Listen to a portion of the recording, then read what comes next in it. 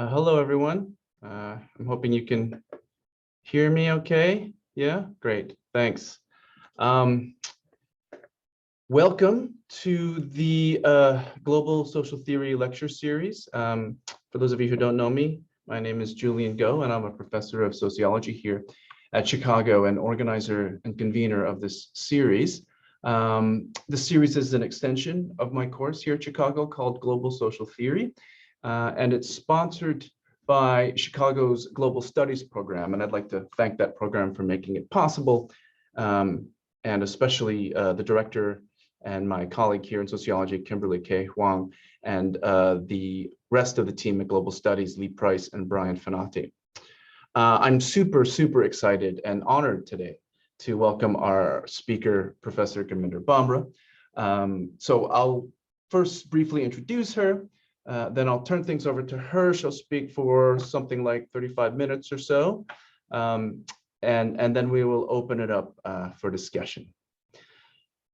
Gurminder Bhamra is professor of postcolonial and decolonial studies in the Department of International Relations in the School of Global Studies at the University of Sussex. She was previously at the University of Warwick, where I first met her and got this mug. You can't probably see it. She had kindly invited me to Warwick. She's also a fellow of the British Academy.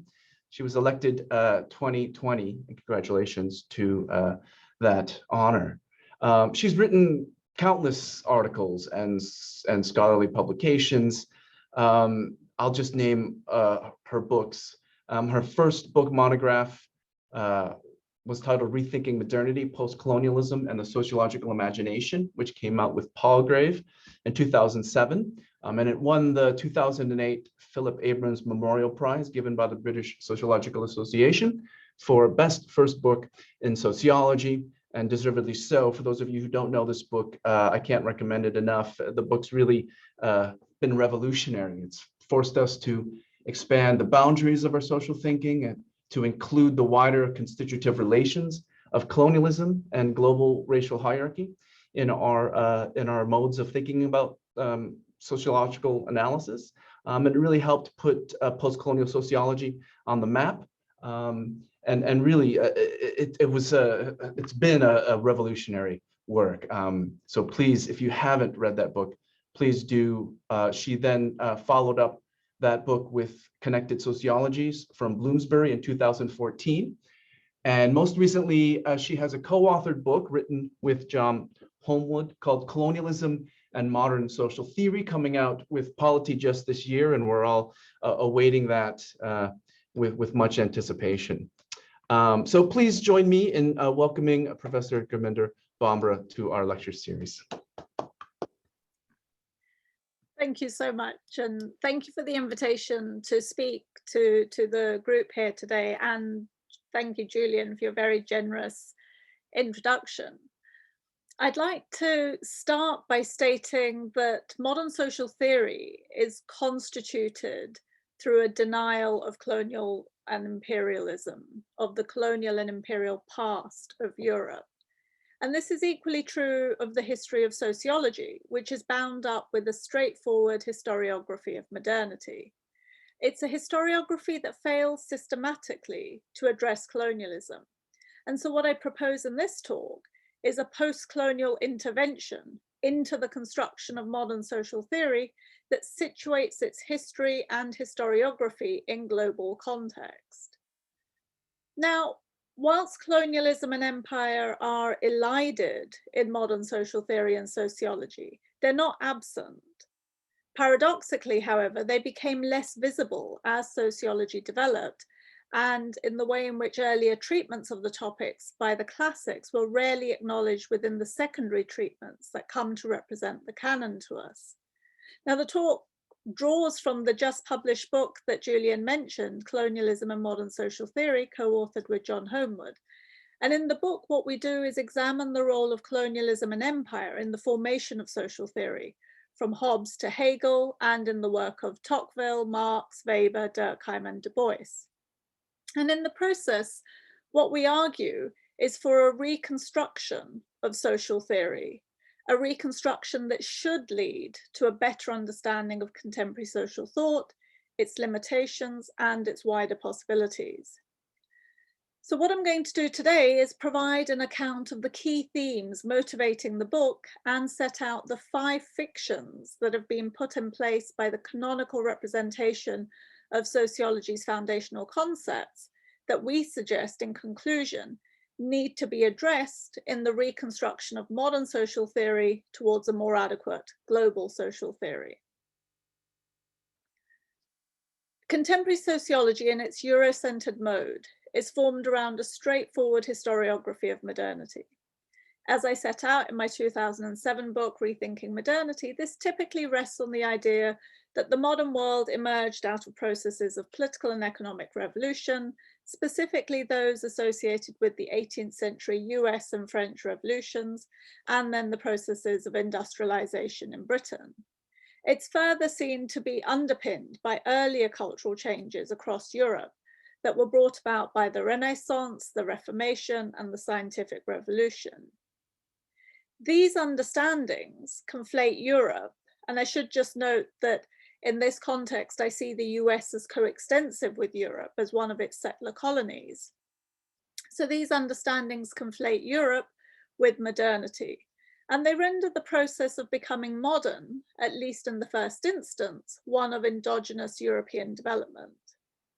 At the same time, the rest of the world is regarded as external to these world historical processes, and colonial connections are presented as insignificant to their development. Indeed, they're typically seen to be part of an earlier order that is giving way to modernity and in which they have no part to play. So for many commentators, theoretical reflection on these processes take place in 2 phases. The first phase is the emergence of a distinctively European voice that's associated with an 18th century Enlightenment, and it involves reflection on religion, on politics, and on culture. It's understood to be philosophical in orientation and not yet having developed a full sociological sensibility. The second phase is regarded as a development of the mid to late 19th century. And this culminates in the period of classical sociology that's associated with Weber and Durkheim.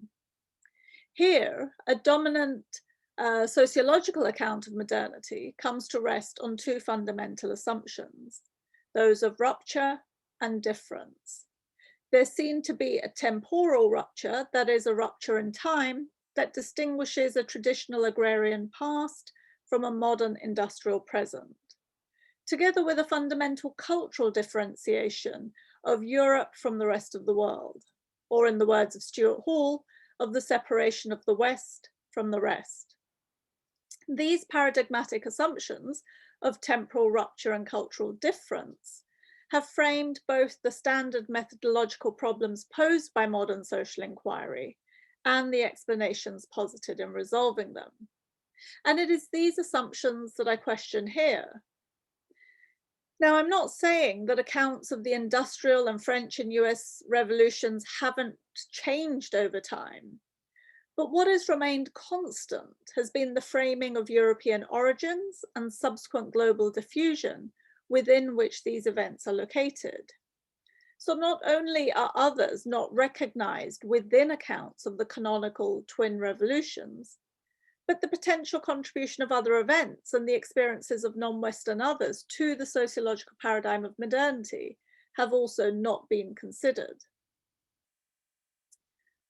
Colonialism, as we understand it, emerged from the 15th century onwards, and therefore preceded the Enlightenment and was continuous with it.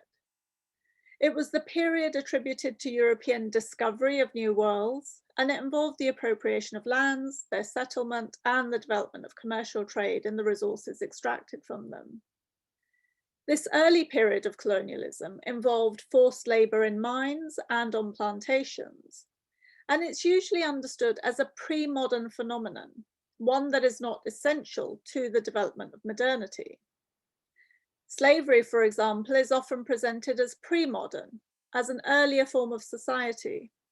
And where it is discussed in the modern period, It's discussed as an adaptation of the barbarism of which it is a part to the civilizing influence of commercialism. So prisoners of war, for example, are transformed into use rather than killed. This construction of the depredations associated with colonialism as belonging to a past that gives way to more rational forms of exploitation makes it easier to neglect the fact that European colonialism transformed into imperialism. Identifying social theory from the period from the 1830s onwards, then, makes it easier to normalize colonialism and to take for granted the overseas possessions of the national European states, whose political structures of the rule of law, market exchange, bureaucratic administration, and political representation are proposed as part of the distinctive social and political configuration of modernity, and they're proposed as that independently of the processes of colonialism and imperialism. However, I argue that these processes are integral to modernity and not contingently related to it. Colonialism is not a manifestation of commercial enterprise in the last throes of feudalism, but it's constitutive of the commercialism that would come to be understood as characteristic of modernity and as integral to the development of its associated social and political institutions. In contrast, when empire is addressed, it's not as a phenomenon of European modernity, but it's often presented as the political organization of earlier social formations. So in these terms, I argued that before we sort of go further, one of the things that we need to do is disentangle modern European empires from a more general understanding of empire, those empires that existed before European colonial empires, and also to think more carefully about the ways in which modern European nations have been shaped by their imperial and colonial pasts. So there are and have been many different types of political system within world history.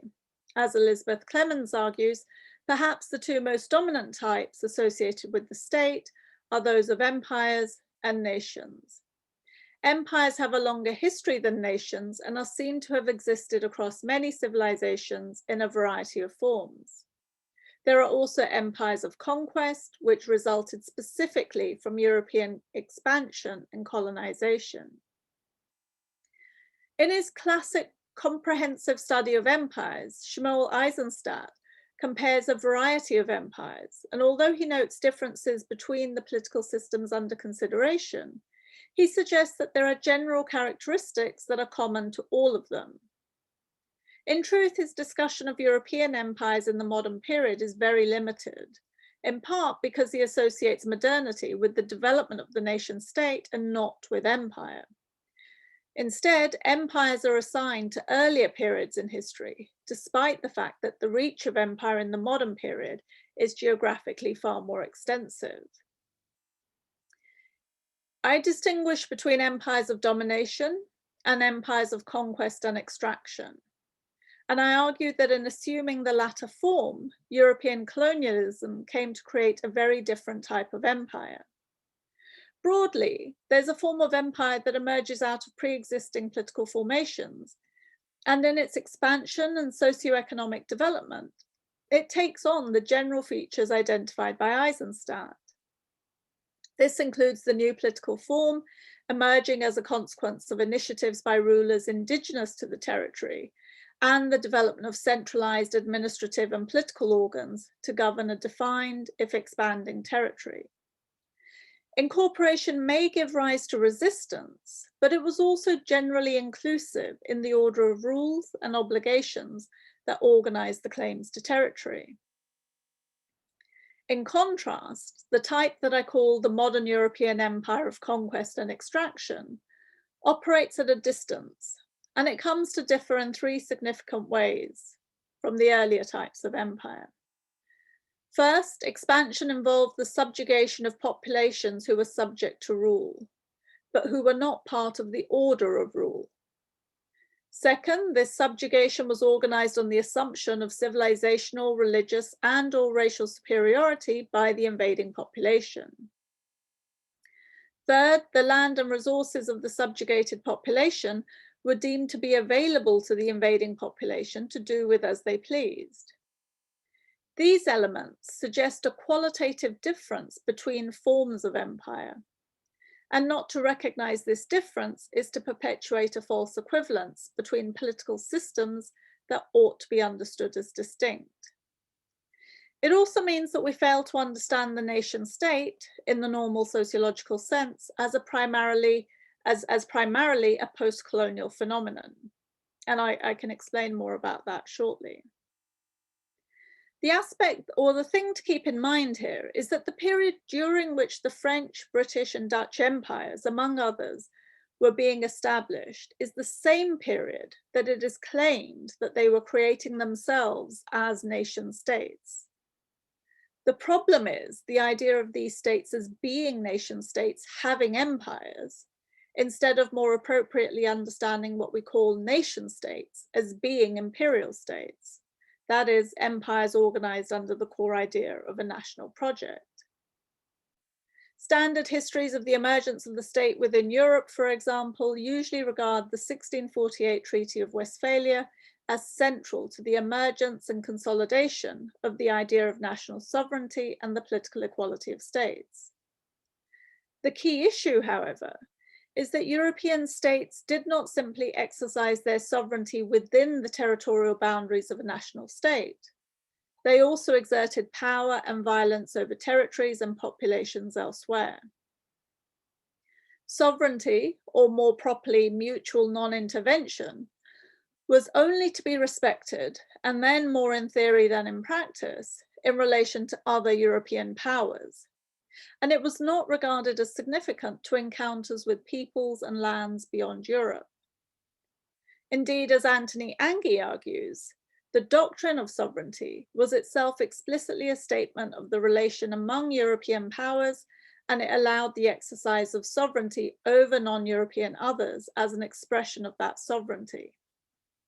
This explicitly legitimized for Europeans the terms of an imperialism that would incorporate the non-European world into the ambit of European powers as a right to colonize, at the same time as proclaiming their own national sovereignty to be inviolable. Within modern European social theory, then, the question of the legitimacy of political rule is primarily discussed in terms of the nation. Since colonization and the establishment of imperial rule over others cannot be legitimated through such a discourse, it is usually evaded as a matter of relevant concern. At its simplest, then, modern social theory is understood as a product of European societies, embodied in philosophical reflections about domestic social changes that were beginning to transform those societies. Looking back, however, it's straightforward to see these changes in the context of processes of European colonialism. While the forms of colonialism undertaken by European powers varied, they included the incorporation of territories into monarchic property and the settlement and transfer of populations. This included a massive movement from Europe of its own populations, as well as the transfer of other populations through enslavement, indenture, and other forms of coerced labor. This was not only a feature of early modernity, but it was integral to its development and maturity. Colonialism, then, was a significant world historical process that transformed the structures of the world. However, as I've been stating, it's rarely been engaged with as such in terms of thinking about the making of the modern world. So what I want to set out in the rest of this talk, then, is what I think post-colonial intervention into debates around the canon would look like. The consolidation of modern social theory in the writings of Marx, Weber, and Durkheim coincided with the height of European empires and global war between them. Yet empire lay outside of the dominant frame of mainstream social theory, except as a phenomenon associated with earlier historical periods and civilizations, as I mentioned in the work of Eisenstadt earlier. Even in the work of Du Bois, a theorist excluded from the canon until recently, The issue of colonialism was not immediately evident, but it was something that was worked towards from an initial address of the seeming particularities of race relations in the US. The end of the Second World War gave rise to the growth of secondary and higher education across Europe, the US, and elsewhere. It was a period when sociology expanded and came to be fully incorporated into university curricula in many countries. In Europe, this also coincided with the dismantling of empires and the beginnings of a new politics after empire. This was a politics explicitly focused on the nation and its new social settlements, themselves associated with the growth of education. Sociology became centered on divisions framed as internal to post-war developments of nation states. For example, the class stratification of outcomes and opportunities, or the gendered nature of public life, and also on inequalities of power in the private sphere. A canon of social theory, which neglected colonialism and empire, was easily ready for a post-war sociology in the context of the dismantling of empire and looking forward to the modernization of domestic social structures. This is despite the fact that, as I've recently argued elsewhere, colonial subjects continued to pay through taxes for the modernizing British welfare state, despite not being included within it. And indeed, I would argue that part of the explanation for the fiscal crisis that the welfare state enters in the 1970s derives from the running down of this coerced colonial payment. During the post-war period, most European countries were confronted by anti-colonial movements and challenges to their global dominance. For example, there was a war of independence by Algeria from the French Empire, which occurred simultaneously with Algeria being a subordinate part of the European Economic Community. India had earlier declared independence from Britain, and this was followed by movements for decolonization across the British Empire.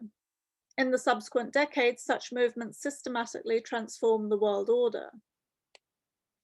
However, these challenges to the political structures of European modernity did not impinge on what sociology saw as its jurisdiction. Rather, they were seen as the external political entanglements of individual nation states, but not seen to be defining of their social structures or societies. These events were not understood as the culmination and consequence of a systematic process integral to a modernity that was otherwise represented independently of them. And this is because colonialism and empire had not been part of the concerns of sociologists, even during the period of its height.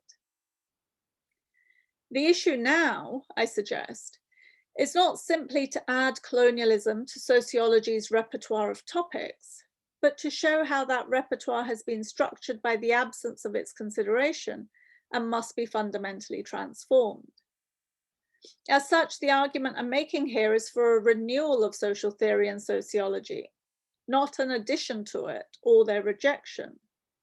Central to this renewal is to recognize and address 5 fictions that currently organize conceptual frameworks across different sociological positions. These are the fiction of stages of social development, the fiction of modern subjectivity, the fiction of the nation state, the fiction of class and formerly free labor, and finally, the fiction of sociological reason. These fictions are presented as a distillation of the lessons to be learnt from an examination, a critical examination of the classical tradition. In the book, Colonialism and Modern Social Theory, we don't take issue with the centrality of the selected authors to contemporary sociology, but we do take issue with what contemporary sociology takes to be central and what it claims to have derived from them. So I'm just going to talk about each of the fictions in turn as a way of concluding. The first of the fictions is associated with the idea of a state of nature. This is developed in Hobbes and Locke as part of their discussions of the possession and use of resources available in common. It appears to establish a common humanity, but it does so in order to justify inequality and differential treatment. It's a construction which depends upon a distinction between the state of nature and the state of society, where the latter is the colonizing society of Europe. Out of this initial construction, there arises a concern to delineate the characteristics of modern society against which other societies can be described and classified.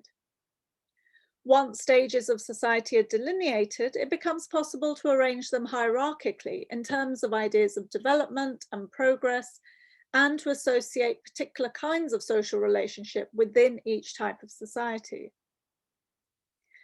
So it's evident that colonialism is directly connected to the emergence of modern society, but it comes to be attributed to a late stage of feudal society involving encounters with people at supposedly earlier stages of development.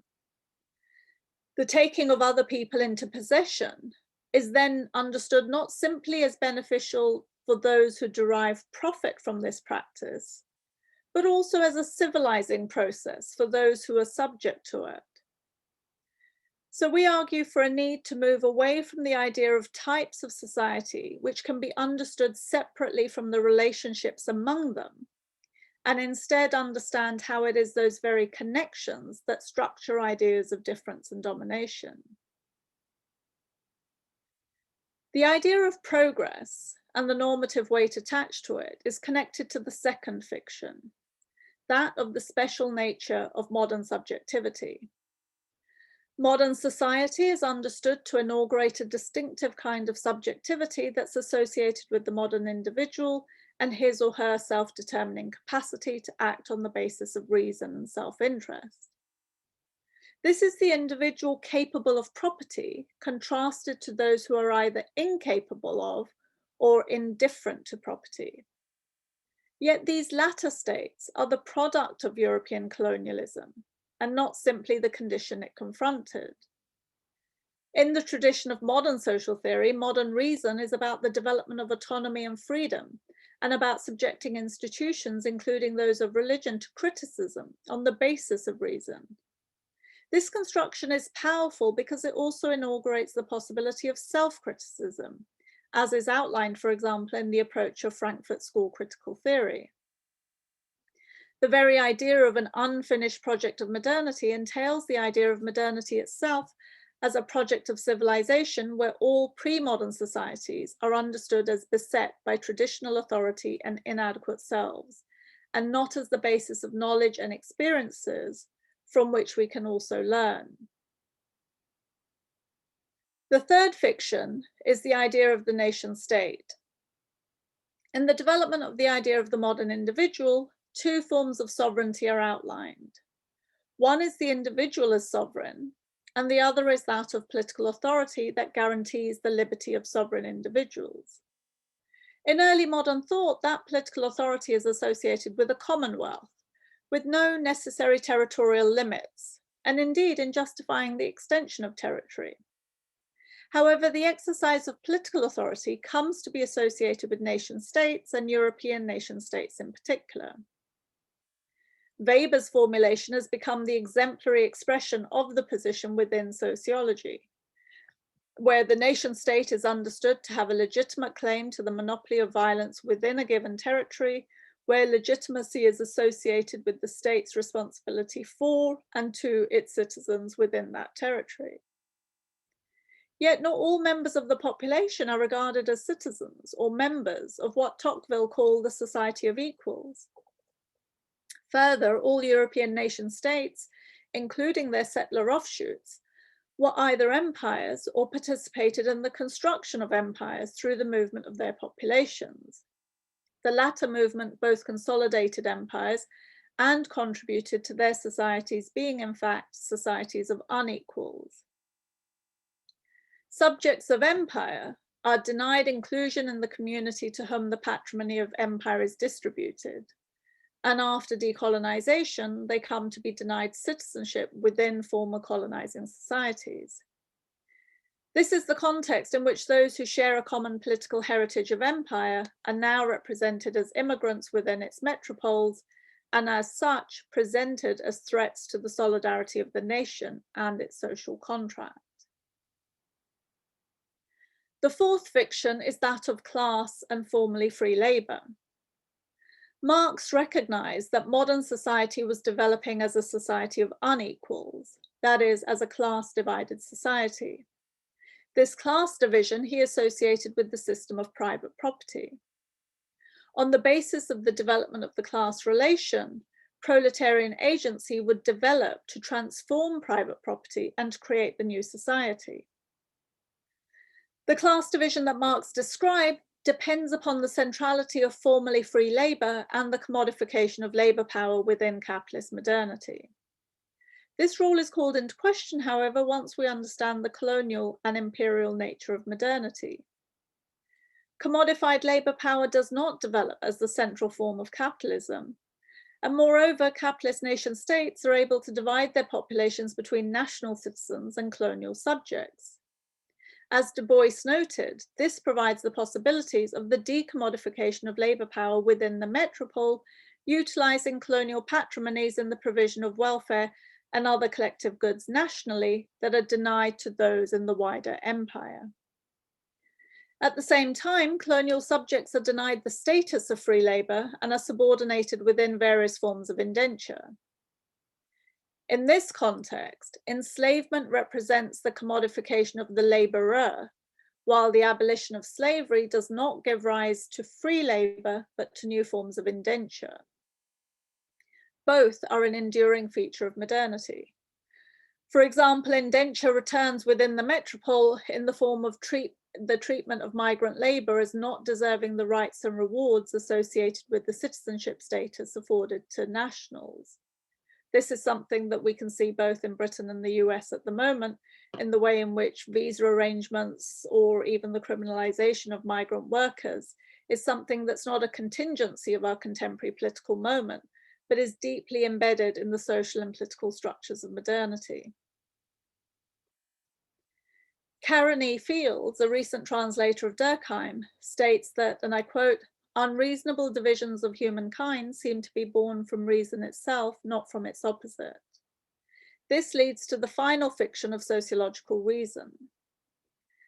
It's perhaps easy to understand that Enlightenment thought had its darker side, and even to consider sociology as being both within and outside that tradition. However, sociology's task cannot only be to reveal that darker side, but also to consider its own implication in its very construction. The dominant forms of sociological method all present sociological reason as ahistorical and as the necessary presupposition for objective inquiry.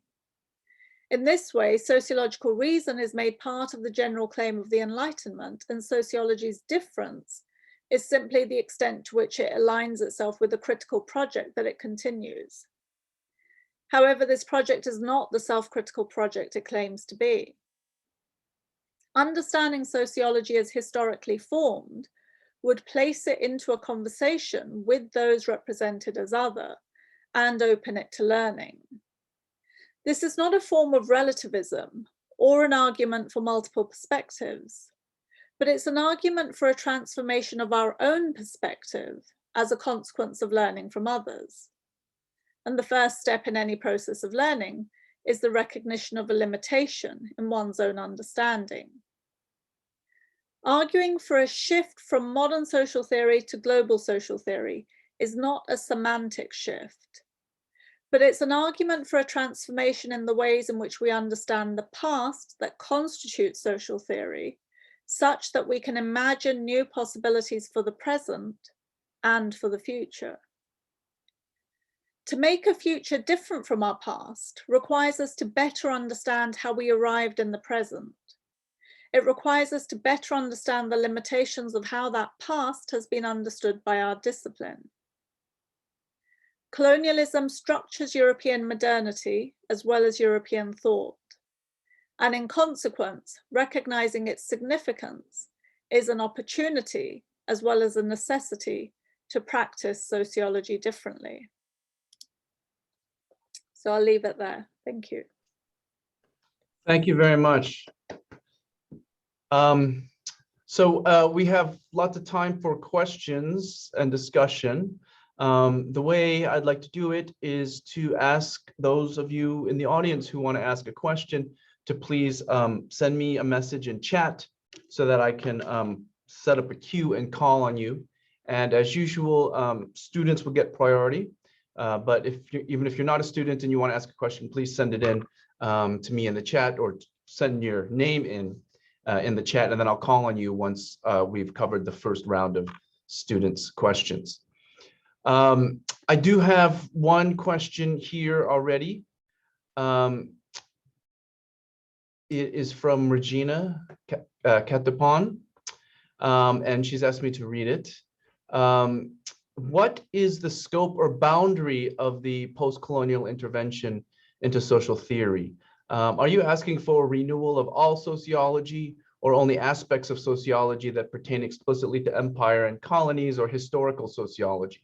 Are all parts of sociology, even those that seem unrelated, such as sports decision-making, also the purview of this intervention? Okay.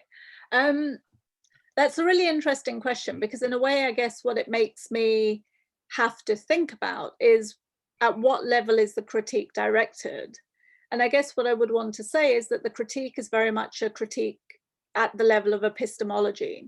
So it's about thinking about the way in which the discipline as a whole has been constructed and configured on the basis of the histories that it recognizes and those that it fails to recognize.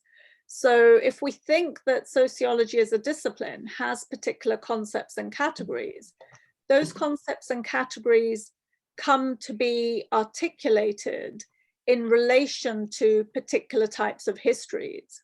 Now, if you go and look at the history that most sociologists engage with, and I'm talking here about the sociologists who come to constitute this way of thinking as a discipline, the histories that they're interested in are effectively European histories, but they don't think that those histories are just European. They think that they're European and universal.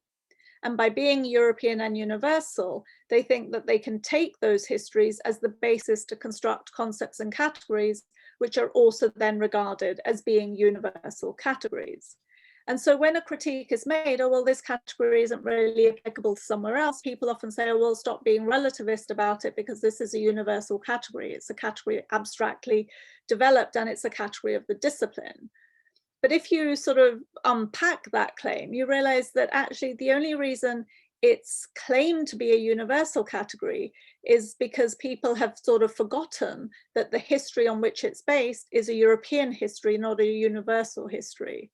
And once, to use sort of Chakrabarty's terms, you provincialize that history, or you acknowledge the provincial nature of the history that is claimed to be universal, then you can begin to ask the question, is there actually a broader history that might be necessary for thinking about how we construct these concepts and categories?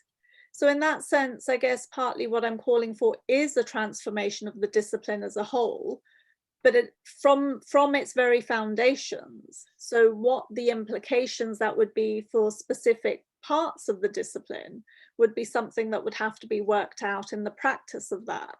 But this is thinking about the concept metaphors of the discipline, things like modernity, that structure the way in which the discipline itself is shaped. Great, thank you. I have another question here, and I'll just call on her, Anne Ruel. If you want to unmute yourself. Okay, thanks. There might be a little bit of background noise. So thank you, Gurvinder, for your talk. And we read one of your chapters for class today, and it was really interesting. So I'm coming from outside of sociology. I'm in a social work program, and one thing I've noticed, like in our sociology classes, that we do there's a lot of time talking about the discipline and sociological thought and all these things, and it's really fascinating. And it was really interesting for me because in the chapter that we read and your talk today, you both you ended it kind of in the same way, where you talk about how connected sociology can operate in service of social justice. So I kind of wonder, and I'm not sure if there's going to be a lot of overlap with the last question, but I wonder if you can expand on that a little bit, how you kind of see that, or how you'd hope that to see that and like see your ideas in the world, and where you see the ideas kind of going beyond the bounds of discipline. Okay, great. Thanks for the question. I guess, I mean, what I would want us to think about is to re-examine ideas that are presented as everyday and commonsensical in a particular way, but which don't necessarily lead to an effective redress of problems. So one of the examples that I often use is to think about the issue of poverty. So if we think about poverty in the world, and we think that we might wish to address poverty in the world because we think it's a problem that there is poverty in the world, we often think about it as something that exists somewhere that emerges as a consequence of events and processes and so on that occur internal to that situation. And our response is often, if we wish to address that situation, our response is often one of sort of benevolence or charity or development or aid. These are the sort of frameworks within which we think that we can address poverty in other places. But if we were to take a different sort of perspective, and one which I advocate through this idea of connected sociologies, and think that poverty is never natural, poverty is never self-produced, poverty is always a relation, and so the production of poverty is related also to the production of wealth. So there is nowhere that is poor in the world that isn't related to the wealth in other sorts of places. So if we then recognize that our wealth, and by us, I would suggest that all of us who have the ability to mobilize this technology to be in conversation right here, right now, all of us are privileged to the extent that we benefit from the structures that create wealth in some places and poverty in others. If we understood that in relational terms, in connected terms, then we could think about how we reframe the question, not as one of benevolence or charity, but rather one of redistributive justice. And that's not to suggest that anybody who benefits from a situation in the present is responsible for the creation of that situation. That happened decades, centuries ago, and so on. But to the extent that we benefit from the legacies of those structures, then we have a responsibility to think about how we're implicated both in the reproduction of those structures to the extent that we don't seek to challenge them or change them. So I would sort of say that in that way, it enables us, or it hopefully gives us a different way in which to frame problems that we identify in the world, to recognize the ways in which we're both complicit in the production of those inequalities and can also be responsible for the elimination of those inequalities or the transformation of those inequalities. Excellent. Thank you so much. I have a few more questions at least here. I'd like to call on Anna Fox, please, to ask your question. Hi, first of all, thank you so much for this. You characterized your intervention as a transformation rather than as a rejection of sociology's classical tradition. But if the bulk of sociology's major theories, concepts, and categories are predicated on the denial of colonialism and its violence, to what extent does their use at all implicitly reinforce colonial or Eurocentric epistemologies? And how might sociologists best make use of these tools while still taking that dark side of our disciplinary history into account? Oh, that's a great question. And I mean, in a way, I've been asked this a couple of times when I've spoken about the book, sort of like, why are you engaging with Marx, Weber, Durkheim, Du Bois? Why is this still of relevance? And I think there are so many ways to do the sort of work that's necessary to be done to transform the discipline and to make it work better for all of us. And for some people, it's about recovering and reclaiming other traditions that had existed and then disappeared, and how do we sort of find those figures again and think about what it was that they had to say and so on. And in part, some of the work in relation to Du Bois is in relation to that. You know, I mean, he wasn't always seen to be part of the canon.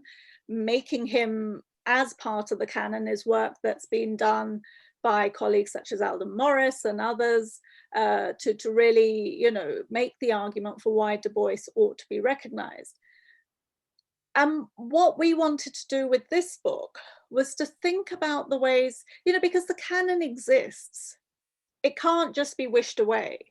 So we can either say it was all terrible and we just need to start again, or, and this is the way in which I work, is to think about, okay, well, people have found this useful for particular sorts of projects.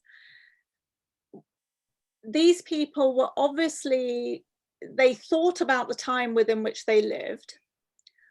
It's not clear to me that they didn't have something to say about colonialism and empire. What was it that they did have to say about it? How useful is that or not in what we go on to do? So it's a sort of, it's an attempt to sort of go into the canon, unpick it, contextualize it, look at it in terms of what it did say and what it didn't say, and then also think about the ways in which, if we were to take the context of colonialism seriously, how would that transform the concepts and categories that are otherwise seen to be central to the discipline?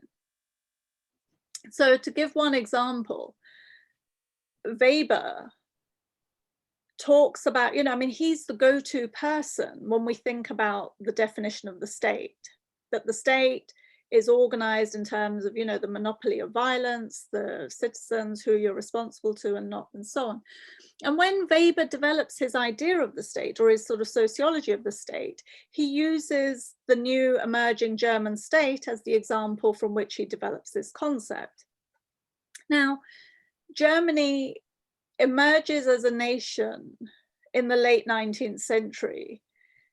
And Weber is also making the argument. So at the same time as Weber is convinced that Germany is a nation, he also, in other of his work, is talking about the way in which Germany ought to be behaving imperially.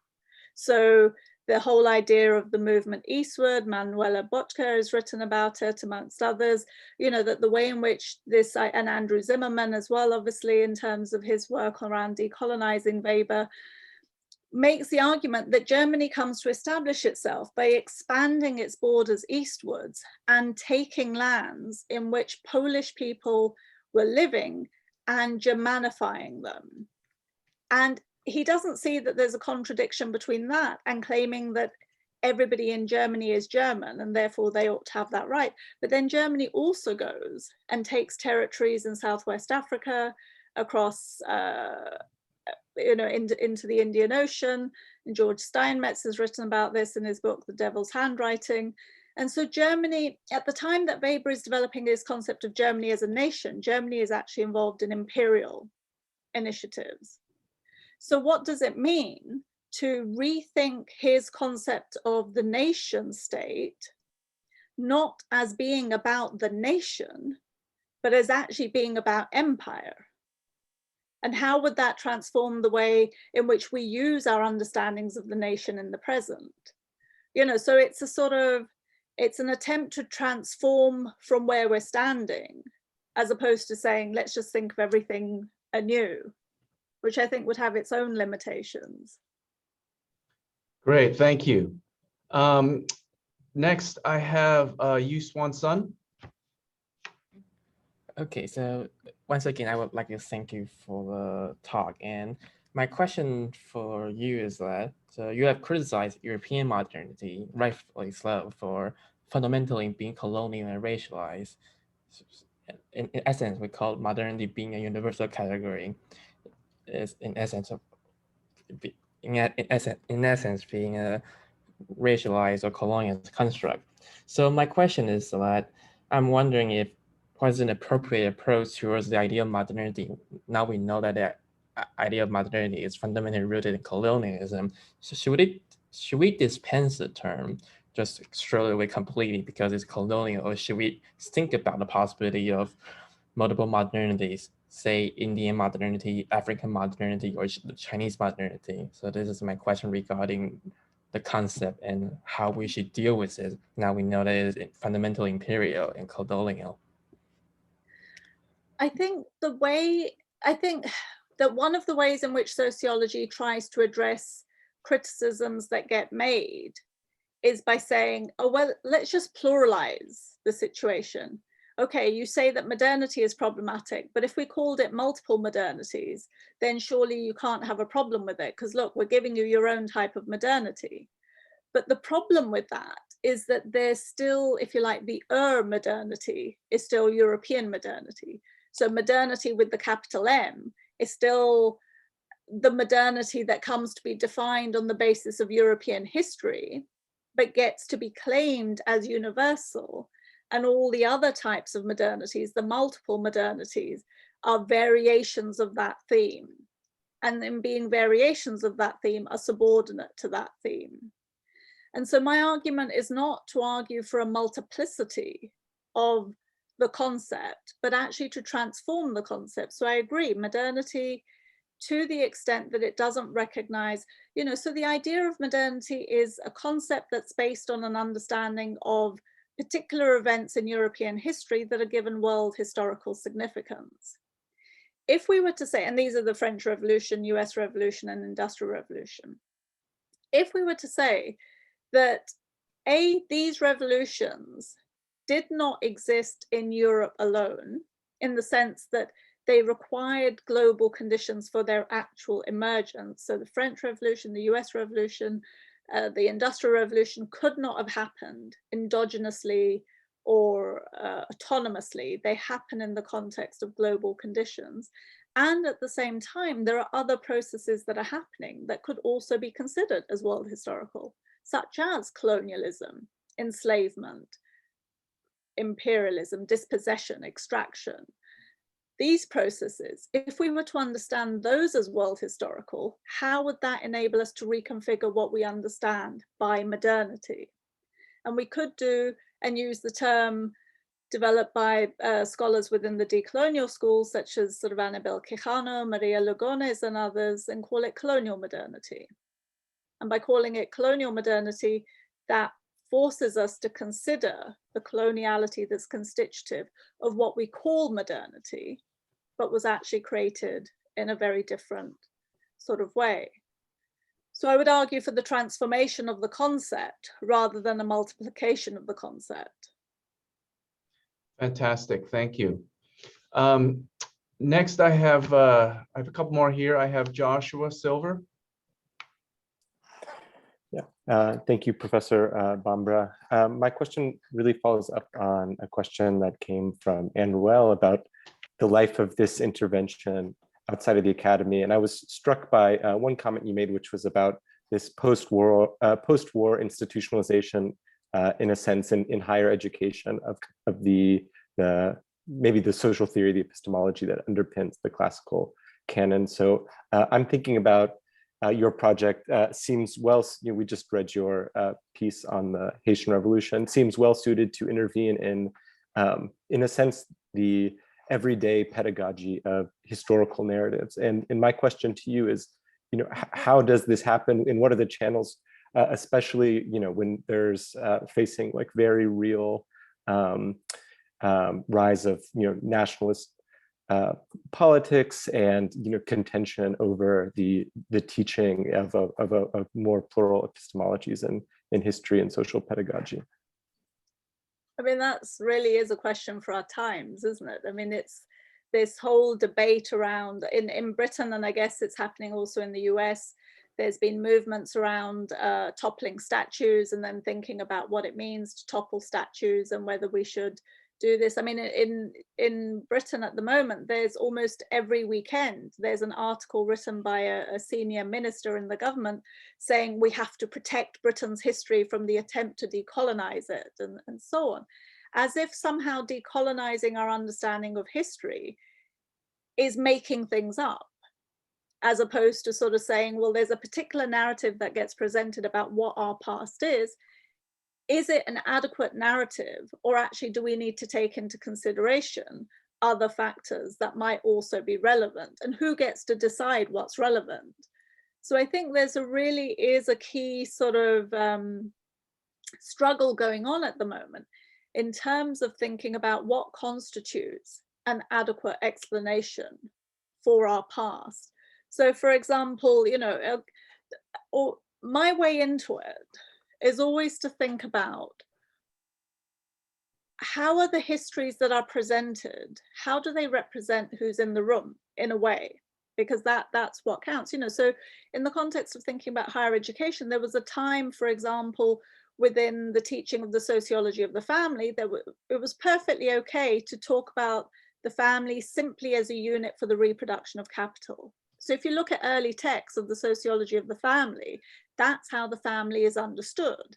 And it wasn't until women entered the academy in larger numbers in the post-war period that they sort of were engaging with these texts and thinking, well, surely the family is something more than simply being a unit for the reproduction of capital. Perhaps there might be issues of kin, of hierarchy, of relationships, of love, even possibly, you know, I mean, all this sort of stuff. And they actually transformed what we understand the sociology of the family to be in the present. And I would say that there's something similar in relation to, at least in the British context, that when people from the broader empire, former empire, came into the metropole and they saw the way in which British history was being taught, and it was often taught in terms of, you know, Britain providing the rule of law to the world, Britain being this great democratic nation that gave peace and prosperity and all this sort of stuff. And if you come from a place that had been colonized by Britain, you might be less inclined to trust a narrative that talked about Britain as this great sort of benevolent actor, and perhaps ask questions about oppression, divisions, extraction, etc. And then when you ask those questions, one of the issues is that people in Britain are not taught their history. They're not taught about what happens, to the extent that when I've been teaching, you know, about empire and so on, I've had students ask me, but what were the Brits doing in India? You're like, well, that's a good question, you know, but how is it that you don't know that they were in India and what they were there for 200 years and this, you know? So I think one just has to make the argument that we shouldn't be scared of history. It's not about, but we do need to account for the history that produces us as who we are. I'm going on a bit, but but I think this is important because partly what it's related to is the politics of nationalism in the present. So across Europe, and I guess in the US as well, there's a strong ethno-nationalist move which argues that states should be for the people who can demonstrate historical belonging to those states. Now, in Europe, that gets constructed as migrants ought not to be allowed in, they shouldn't have access to welfare, because, you know, your ancestors didn't contribute to the making up of the welfare state, so why should you now benefit from the welfare state? And this is an argument that actually is made across the right and the left, not just on the right. So you have people like Wolfgang Streeck, who used to be a prominent German left critic, who's now making a similar sort of argument that we need to defend the welfare state against it being being abused by those he calls invaders, that is migrants. And yet, if you look at the history of European empires, one of the things that is quite clear, although a little bit hidden, is that colonial subjects paid taxes. And the taxes that colonial subjects paid were taken by the metropole, and to the extent that they were used for welfare, that welfare was only distributed amongst national citizens, not the colonial subjects. So you have a one-way extraction of revenue that's then only distributed in a limited space. And in recent work that I've been doing, one of the things that's become quite clear is that colonial subjects in India, for example, were paying tax to the government in Westminster at a time when the majority of white working class and middle class citizens in Britain were not paying tax.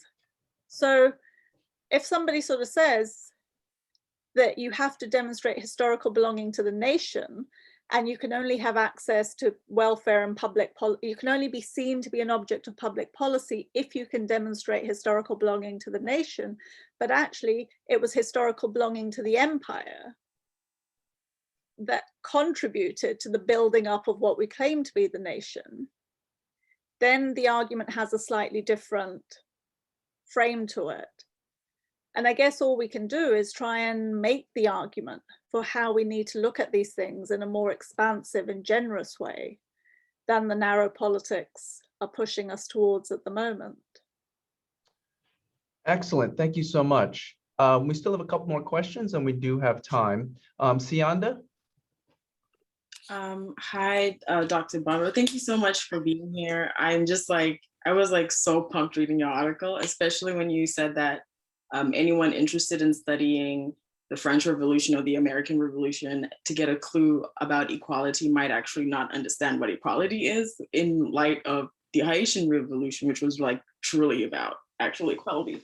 So that's kind of what I see about your work, is that it seems like we're supposed to be, if we're going to approach this like a science, if we're going to be like serious about understanding the meaning behind concepts like equality and democracy and fairness, then we need better stories that we look into. And so my question is actually about stories. Of what role do you think storytellers play in this like expanding the scope of what we imagine to be worthwhile historical events? Like I was thinking about what happened with film this year or TV this year with the Oklahoma Black Wall Street thing, that people suddenly just found out about, that there was this whole other history in the South about Black Americans. And so how does that, I realize that's more like popular culture, but how do you think that influences what the intellectual world thinks a story is worth telling? I mean, I think that's really, really important, because I mean, when I first started researching on the Haitian Revolution, one of the ways in which I framed my sort of thinking about it was around this idea of the silence of the Haitian Revolution, in the sense that it wasn't really talked about. I mean, Michel Rolfe Trujillo in his book talks about, that's called silencing the past. So silence was presented as one of the key themes in relation to these events. But then the more I researched about it, the more I realized, well, actually, the Haitian Revolution was fundamental to the ongoing revolutions in Latin America, for example. Bolivar travels to Haiti to learn about the revolutionary uprisings and movements, and takes the skills that he learns there back. And that's instrumental in initiating the wave of revolutions across South America. It's important also in sort of generating a sense that people can resist. And so Nat Turner and others in the southern states of the US, it's part of the rebellions against enslavement. It also comes to be significant in the Harlem Renaissance later on. The Maori in New Zealand, as Robbie Shilliam has argued, also take inspiration from the Haitian Revolution. And so suddenly I realized, well, actually, knowledge of the Haitian Revolution is circulating amongst those people who are actively in struggle and wishing to construct a different world. And so it's not a silence. There may be a silence in the academy, in universities, but there wasn't a silence in the world about it. And it was only because the stories were kept alive through these other movements, these practices, through artists, through activists, and so on, that eventually those stories come into the university and can be used as the basis of transforming our understandings there. So I think stories are absolutely vital as that sort of repository of the common learning of communities, because universities, I mean, I think, there's a huge debate around universities, abolishing universities or transforming universities, all of that as well. And I think that one thing that I would say as a positive in relation to universities is that knowledge that's produced in universities comes to be amplified in a way that knowledge elsewhere is not straightforwardly amplified in that same way. So when the Haitian Revolution eventually enters the academy, it does come to be amplified. Now, you might be able to do that with a Hollywood film or something. I'm sure more people would watch a Hollywood film than they would read a text or so on. But there has to be, what's the truth of the story that's being told? And what are the structures that enable those truths to also circulate? So, I mean, it's complicated. as you yourself sort of indicate. Thank you so much. I have one more question. Annika, you want to ask it or are you good? Yeah.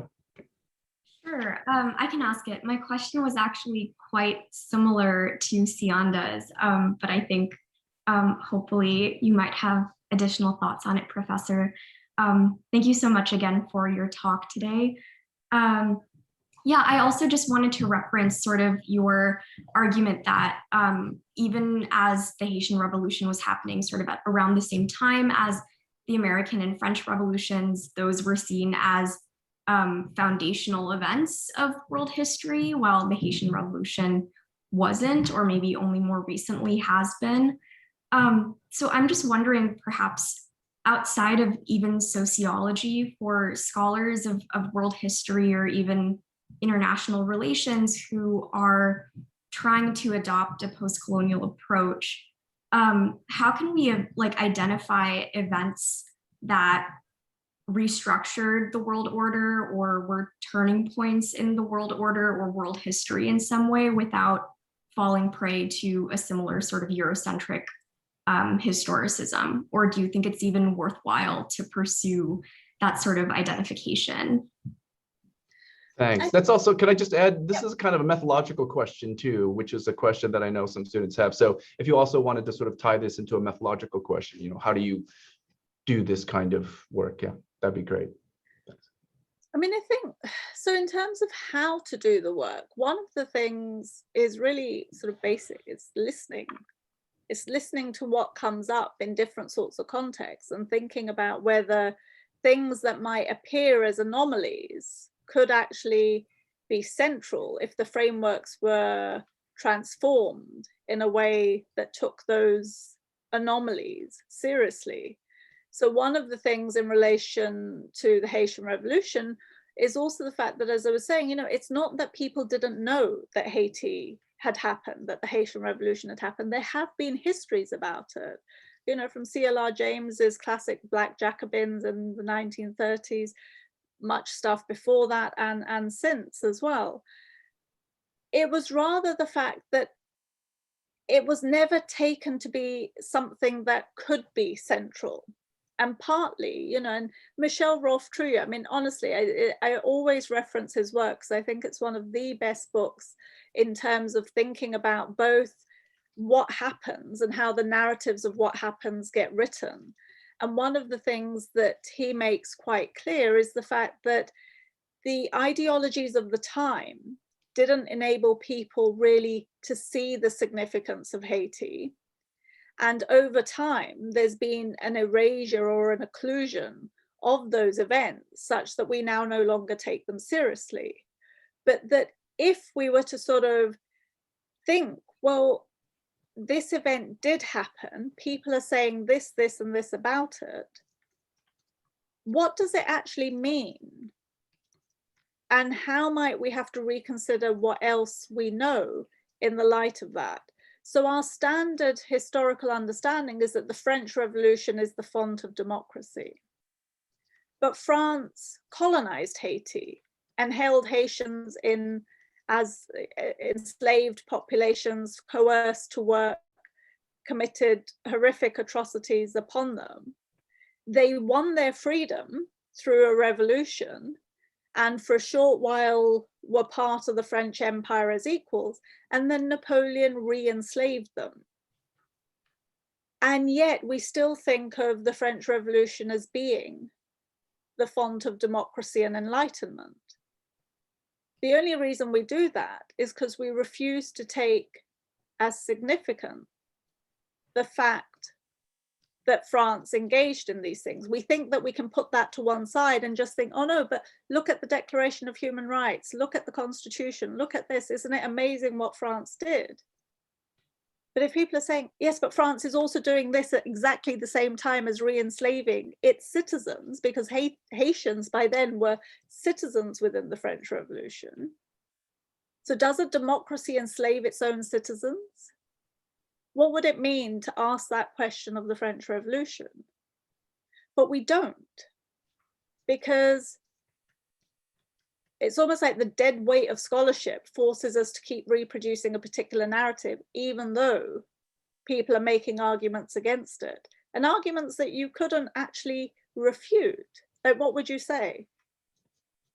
Oh no, well actually the Haitians don't really matter. That's the only basis on which you could say something in order to say that France is a democracy. And yet we, the Academy, etc., are invested in reproducing narratives as opposed to contesting and transforming those narratives. In part because it's easier, in part that's because that's how most people are trained. And so you don't know that it is a different way to think about these things until you hear that there might be a different way. And then you take that on and run with it. And there's lots of work that needs to be done in relation to this. You know, there's 500 years of colonial epistemology to undo and rethink. And so in that sense, it's just listening. Before Haiti, there was a place in South America called Las Palmeras, which was a colony established by people who had liberated themselves out of enslavement and gone and founded a mini state, basically, within the Amazon, which lasted almost 100 years. And this was, you know, a colony effectively of Africans there who organized themselves as a state, who proclaimed themselves as sovereign. Siba Gravogyu is doing the research on this, and he's writing about, and this is happening almost you know, decades before the Haitian Revolution itself. So there isn't just one event. It isn't just Haiti, which is a remarkable other event. There are lots of them. How do we find them? Some people are arguing for the Indian Mutiny of 1857 to be understood not as a mutiny, but as a war of independence, as a revolutionary moment. It didn't succeed, but revolutions don't have to succeed to be understood as revolutionary.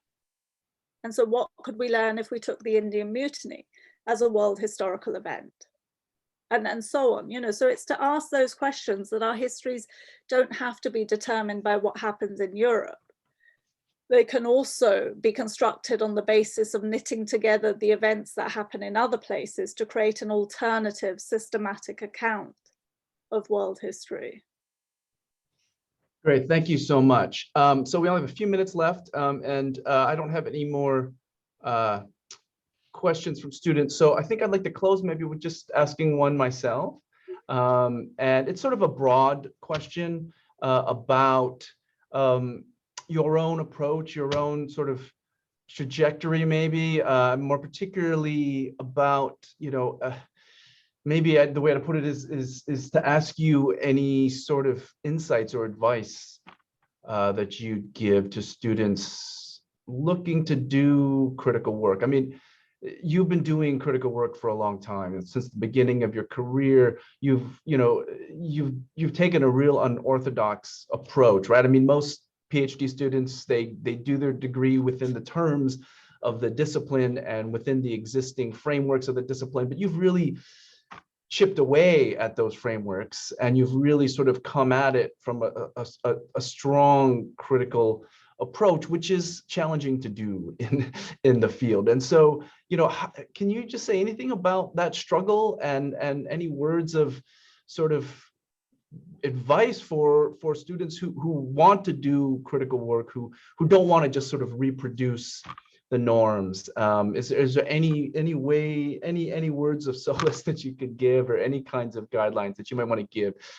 You know, just any kind of insight at all. Thank you. I mean, that's a huge question. And in a sense, these sorts of things always occur within communities and within sort of groups. So it's not work that in any way I've done alone. I mean, obviously, Julian, you've done a huge amount in relation to this field. And, you know, there are colleagues that have come before us, decades before us, as well as those who are working in this together. So I think one thing is to find a community of scholars, not of people who are interested in the same answers as you are, but who are interested in the same questions. Because if you're interested in the same sorts of questions and you come at them in different ways, then you sort of expand the realms of knowledge within which you're engaging and investigating and so on.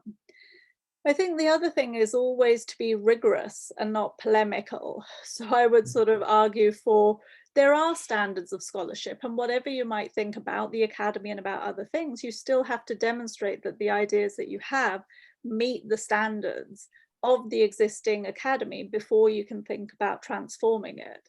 And so even if it seems unfair, it's the usual thing of having to do double the work if you're wanting to make a critical intervention in these things. You have to know, I have to know Weber, Durkheim, and Du Bois, and I know Spivak, Barber, Mignolo, etc. You know, it's not enough just to know Spivak, Barber.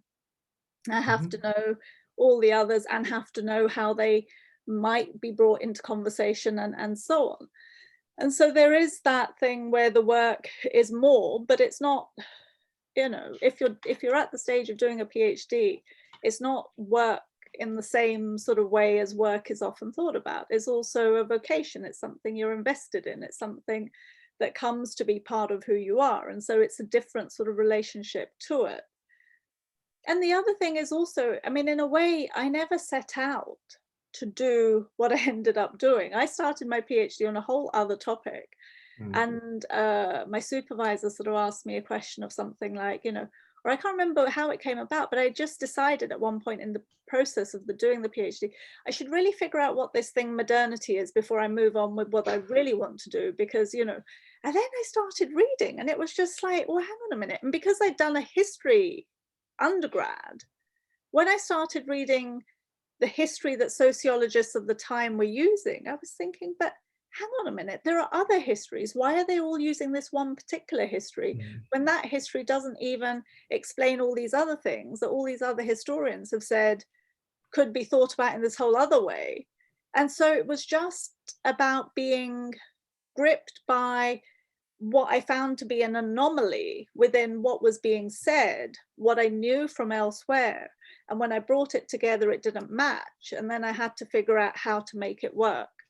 And so I think, you know, find that question that intrigues you, that puzzles you, that makes you sort of really think, how can I answer this? And then mobilize all the resources that you can to try and answer that question and do it to the best of your ability. I mean, that's all there is, I think. Fantastic. Thank you so much. That's really, really inspiring, I think. And generally your talk, thank you so much for being with us. I know it's late there and we really appreciate you staying up for us. So everyone, once again, let's thank Professor Bomber for being here. And thank you so much, Carminda. It was great to learn from you today. Thank you so much for your questions and your engagement. It's been really lovely. So good luck with everything. Bye. Great. Bye-bye. Bye, everyone.